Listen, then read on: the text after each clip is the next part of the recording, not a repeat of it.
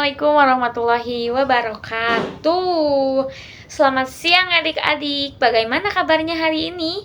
Oh, bentar-bentar. Ketika kakak bertanya kabar kalian, kalian hanya cukup menjawab dengan reaction kalian. Entah itu reaction love, atau reaction jempol, atau reaction kembang api. Terserah kalian saja ya. Oke. Bagaimana kabar kalian hari ini? Wah, banyak sekali reaction love-nya. Oke, sepertinya kalian sudah siap belajar dengan kakak. Tapi sebelum belajar, kita kenalan terlebih dahulu ya. Oke, nama kakak Liza Maulidah Mahfudoh. Di sini kakak akan memberikan suatu materi tentang ruang lingkup pendidikan dan pendidikan masyarakat. Oke, apakah kalian sudah siap? Kalau kalian sudah siap, duduk dengan rapi dan fokus memperhatikan apa yang akan kakak beri untuk kalian. Oke. Di sini di slide pertama, kakak akan membahas apa itu pendidikan. Oke, sebelum bahas materi, kakak mau nanya nih ke kalian.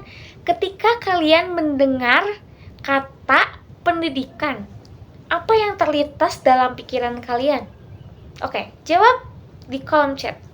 Oke, ada yang menjawab buku katanya. Kemudian ada juga yang menjawab ini apa? Pensil. Terus ada juga yang menjawab guru. Nah, itu kalian tidak salah ya. Kalian semuanya betul. Tapi, tahu nggak sih?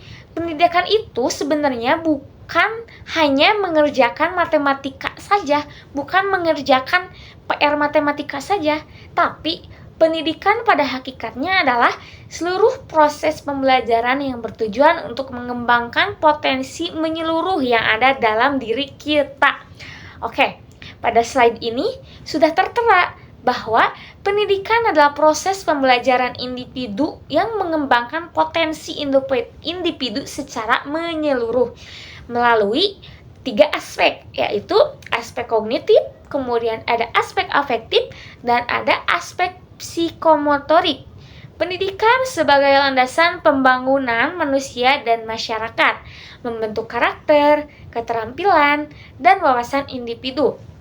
Oke, tadi sudah disebutkan dalam pendidikan itu ada 3 aspek kan?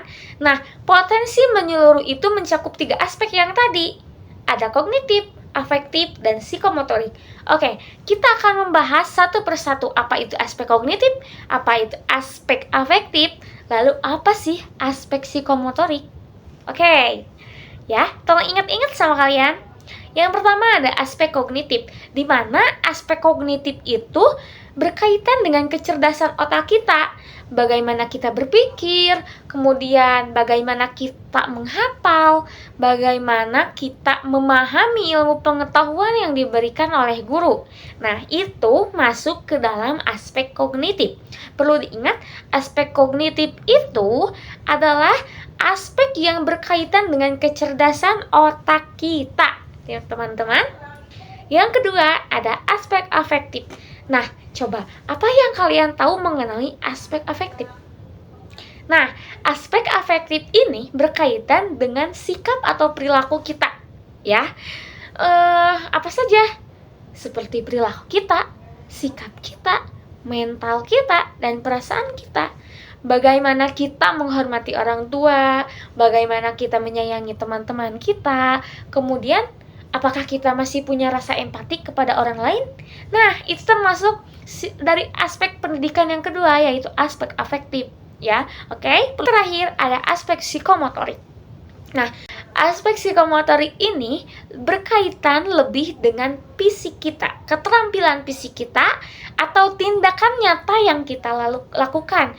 Misalnya, kemampuan kita dalam dalam menggambar, kemudian dalam menari, kemudian apa lagi? Mewarnai, kemudian ada juga berolahraga. Nah, itu aspek psikomotorik.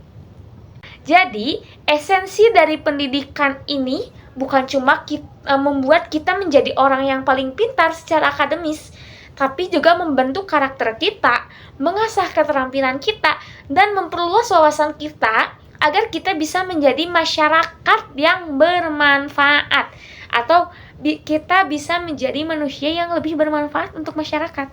Oke? Apa kalian sudah paham? Oke, lanjut kita ke slide kedua. Apa isi slide kedua?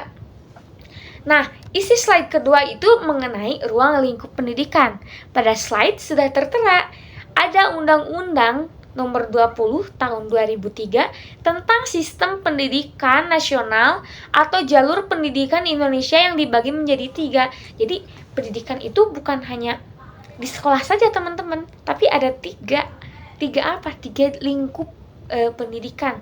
Jadi sudah tertera. Yang pertama ada informal, kemudian ada formal dan non-formal. Kak, bagaimana sih kita bisa mendapatkan 3 jalur pendidikan itu? Nah, oke. Sekarang kita akan bahas bagaimana caranya kita bisa menemukan ruang lingkup atau jalur pendidikan itu. Yang pertama kita akan membahas pendidikan informal. Oke. Pendidikan informal kita akan mendapatkan di lingkungan rumah kita, terutama di kedua orang tua kita. Nah, sejak lahir kita sudah mendapatkan pendidikan informal dari ibu kita atau dari orang tua kita. Contohnya seperti apa sih, Kak? Oke, contohnya ketika ibu kita mengajarkan nilai-nilai agama, kemudian nilai moral, kemudian nilai sopan santun kita terhadap orang lain. Nah, itu termasuk pendidikan informal. Nah, sifat pendidikan ini hebatnya tidak terstruktur, tidak ada ujiannya seperti di sekolah ya, tidak ada nilai rapotnya. Dan hebatnya pendidikan ini berlaku sepanjang hayat atau sepanjang hidup kita. Kemudian ada pendidikan formal.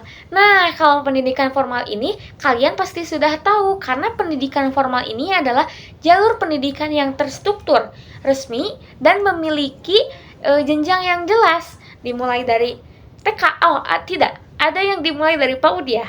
Dari PAUD mungkin, kemudian ada TK atau taman kanak-kanak, kemudian ada sekolah dasar, ada sekolah menengah pertama, lalu sekolah menengah atas, dan sampai ke perguruan tinggi. Sistemnya sangat ketat, ada aturan, ada waktunya, dan menggunakan kurikulum nasional. Belajarnya secara akademis, ada ujiannya, dan di akhir akan berorientasi pada pencapaian ijazah serta gelar resmi. Oke, selanjutnya pendidikan non-formal. Nah, kalau pendidikan non-formal ini didapatnya di mana sih? Terus apa sih pendidikan non-formal itu? Jadi, pendidikan non-formal ini adalah pendidikan yang tidak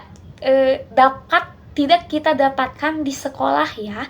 Tapi jalur pendidikan ini adalah melalui lembaga kursus, pelatihan kejuruan, sanggar seni, dan bimbingan belajar atau kegiatan pusat belajar masyarakat. Nah, sifatnya jauh lebih fleksibel, tidak sekaku pendidikan formal, dan benar-benar berorientasi pada kebutuhan praktis masyarakat. Contohnya seperti apa sih, Kak? Contohnya, ketika kita ingin memperdalam bahasa asing, kita bisa kursus tuh, bimbel. Kemudian ketika kita ingin menjahit, kita bisa kursus untuk melakukan pelatihan menjahit, kursus komputer, atau kursus-kursus yang lainnya. Itu adalah pendidikan non-formal, oke? Nah, ruang lingkup pendidikan tuh ada 3 yang tadi, formal, informal, dan non-formal, oke? Paham? Oke, kita akan lanjut ke slide selanjutnya. Di slide selanjutnya itu, kita membahas tentang apa? Kita akan membahas tentang peran pendidikan dalam masyarakat. Yang pertama, nah, mungkin di antara kalian pasti ada yang bertanya nih, atau berpikir kayak, Kak Lisa, kenapa sih kita harus capek-capek belajar dari 3 jalur yang tadi? 3 jalur yang mana? Yang informal, non-formal, dan formal. Nah, jawabannya karena pendidikan merupakan posisi utama dalam membangun suatu peradaban. Pendidikan bukan cuma dari diri kita, tapi jadi motor penggerak kemajuan kelompok sosial masyarakat. Oke, ada 5 peran pendidikan yang harus kalian ketahui. Tadi sesuai dengan judul, 5 peran pendidikan dalam masyarakat. Yang pertama ada transformasi ekonomi dan kesejahteraan. Nah, di peran yang pertama ini, pendidikan membekali kita dengan keterampilan kerja agar bisa mandiri secara finansial dan memutus rantai kemiskinan. Oke, yang pertama transformasi ekonomi dan kesejahteraan ini masuk ke dalam dampak dari pendidikan, ya. Jadi membekali kita dengan keterampilan kerja agar bisa mandiri secara finansial dan memutus rantai kemiskinan. Yang kedua, pewarisan nilai dan budaya. Nah, lewat pendidikan, adat istiadat, norma, dan hukum, etika sosial dikenalkan kepada generasi muda seperti kalian agar tradisi lokal tidak punah. Kenapa? Kita nih di Indonesia banyak sekali tradisi lokal, tradisi-tradisi yang seharusnya tidak dihilangkan. Nah, yang ketiga, tangga mobilitas sosial. Pendidikan memberikan peluang yang setara bagi setiap orang. Tidak peduli kita dari keluarga kaya ataupun sederhana, lewat kompetensi dan pendidikan, kita semua bisa memperbaiki status sosial kita. Yang keempat, perekat dari integritas sosial. Nah, di lingkungan pendidikan, kita diajarkan toleransi tengah keberagaman agar kita bisa mengikis prasangka dan bersatu dalam kemajemukan. Oke, yang kelima, ada agen perubahan. Nah, pendidikan melatih kita berpikir kritis, rasional. Harapannya, kalian bisa melahirkan solusi cerdas dari berbagai masalah sosial seperti isu lingkungan atau inklusi sosial. Oke, sampai di sini paham? Oke, slide selanjutnya. Tadi kan kita sudah membahas peranan pendidikan dalam masyarakat. Sekarang kita akan membahas apa sih pendidikan masyarakat itu? Oke. Nah, bicara soal pendidikan masyarakat, atau ada bidang khusus yang disebut dengan pendidikan masyarakat, apa bedanya dengan pendidikan sekolah? Nah, pendidikan masyarakat adalah proses pembelajaran yang melibatkan komunitas secara aktif untuk meningkatkan kualitas hidup, pengetahuan, dan keterampilan bersama. Jika sekolah fokusnya adalah anak-anak, maka di masyarakat sasarannya meluas ke orang dewasa. Ya, jadi kalau di sekolah itu fokusnya ke anak-anak, kalau di masyarakat itu fokusnya ke orang dewasa. Nah, tujuan utamanya apa sih? Tujuan utamanya apa, ada yang tahu? Nah, tujuan utama sangat bagus ya, tujuan utamanya tuh, yaitu memberdayakan individu dan komunitas agar mereka mampu mengidentifikasikan masalah di lingkungan sendirinya, lalu menyelesaikannya secara mandiri dan secara top down atau gotong royong. Oke, selanjutnya ada tantangan pendidikan masa kini dan juga ada tantangan pendidikan dalam pendidikan masyarakat. Nah, kalau tantangan pendidikan masa kini, masalah yang pertama yaitu disrupsi teknologi dan AI, kesenjangan akses digital, ya. Yang kedua, krisis kesehatan mental. Yang ketiga, ketidaksesuaian keterampilan skill. Yang keempat, tantangan dalam pendidikan inklusi. Yang kelima, degradasi moral dan karakter. Lalu, apa sih tantangan pendidikan dalam pendidikan masyarakat? Nah, pendidikan masyarakat menghadapi berbagai tantangan yang menghambat efektivitasnya. Rendahnya partisipasi warga, kemudian keterbatasan sumber daya, dan hambatan komunikasi, teman-teman. Nah, namun perjalanan pendidikan di masa sekarang ini tidak terlalu berjalan mulus kan? Kita menghadapi tantangan zaman yang besar seperti tadi di sekolah formal, kalau diterusi teknologi dan AI, kemudian ada kesenjangan akses internet, kemudian ada krisis kesehatan mental, hingga ketidaksesuaian keterampilan. Nah, kalau di ranah masyarakat tantangannya rendah partisipasi warga, keterbatasan sumber daya, dan hambatan komunikasi. Tapi jangan khawatir ya. Di balik tantangan dan peluang emas, sekarang kita punya sistem e-learning untuk belajar mandiri, pemanfaatan kecerdasan buatan AI, dan pembelajaran yang personal, kolaborasi global, kemudian kurikulum fleksibel lewat program Merdeka Belajar. Nah, serta kita bisa menemukan di mana saja beasiswa yang akan kita dapat. kita bisa mencari beasiswa-beasiswa yang akan kita dapat, seperti itu. Selanjutnya ada komponen dan studi kasus keberhasilan. Nah, di komponen pendidikan, nah ada penyuluhan pelatihan, diskusi simulasi, workshop dan kegiatan sosial, kemudian ada belajar sambil magang. Nah, itu tuh termasuk komponen dalam pendidikan ya. Nah, pendidikan masyarakat itu bergerak dengan prinsip dari, oleh, untuk, dan belajar sambil bekerja atau magang. Apakah gerakan ini berhasil? Kita lihat ya, berhasil atau tidak. Nah, gerakan ini sangat berhasil ya teman-teman. Nah, yang pertama ada kasus di Jawa Tengah ya. Kasus di Jawa Tengah ini adalah, jadi si masyarakatnya itu rentan dalam melek huruf ya. Jadi sangat rendah melek hurufnya tuh. Ketika ada program kampung literasi yang ketika ada di Jawa Tengah, ketika ada program kampung literasi, program itu sangat sukses dan meningkatkan angka melek huruf warga yang awalnya rendah. Sekarang warga lokal itu meningkat angka melek hurufnya tuh sehingga 85%. Kemudian ada di Sulawesi.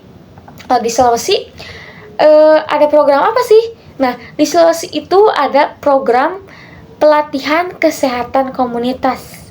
Mereka berhasil menurunkan angka stunting atau gizi pada balita yang awalnya sangat tinggi, kemudian turun menjadi 40% dalam kurun waktu 2 tahun. Berhasil kan? Yang ketiga, di NTT kok ada koperasi pendidikan berbasis komunitas yang berhasil mendongkrak pendapatan warga lokal hingga 60% melalui pelatihan keterampilan praktis. Nah, yang tadi disebutkan komponen atau metode pendidikan masyarakat itu berhasil. Tadi kan ada ya kayak pelatihan yang kayak gitu. Nah, pelatihan yang tadi itu berhasil membuat warga lokal itu meningkat 60% pendapatannya, adik-adik. Luar biasa sekali ya dampak dari pendidikan yang tadi sudah disebutkan. Sebagai akhir dari pemaparan kakak ingin menitipkan sebuah kutipan yang sangat kuat dari tokoh dunia. Ada yang tahu? Nelson Mandela. Beliau pernah berkata, pendidikan adalah senjata paling ampuh untuk mengubah dunia. Nah, adik-adik, jadikanlah proses belajar kalian, baik itu di rumah, ataupun di sekolah, ataupun di lingkungan masyarakat, sebagai cara kalian mengumpulkan senjata terbaik untuk mengubah masa depan kalian dan mengubah dunia menjadi tempat yang lebih baik. Jangan pernah lelah untuk mencari ilmu. Kakak punya moto hidup ya, catat ya, jangan pernah bosan belajar, karena hidup tidak pernah bosan untuk mengajarkan. Sekian presentasi dari kakak. Mudah-mudahan materi yang kakak kasih itu sangat bermanfaat dan kalian bisa mengamalkannya. Kalau kalian sangat puas dengan materi kali ini, coba boleh kasih love lagi, reaction love lagi kalau kalian puas. Seneng banget berarti kalian puas ya, udah banyak reaction love-nya. Oke, kakak tutup. Terima kasih untuk waktunya. Wassalamualaikum warahmatullahi wabarakatuh. Dadah.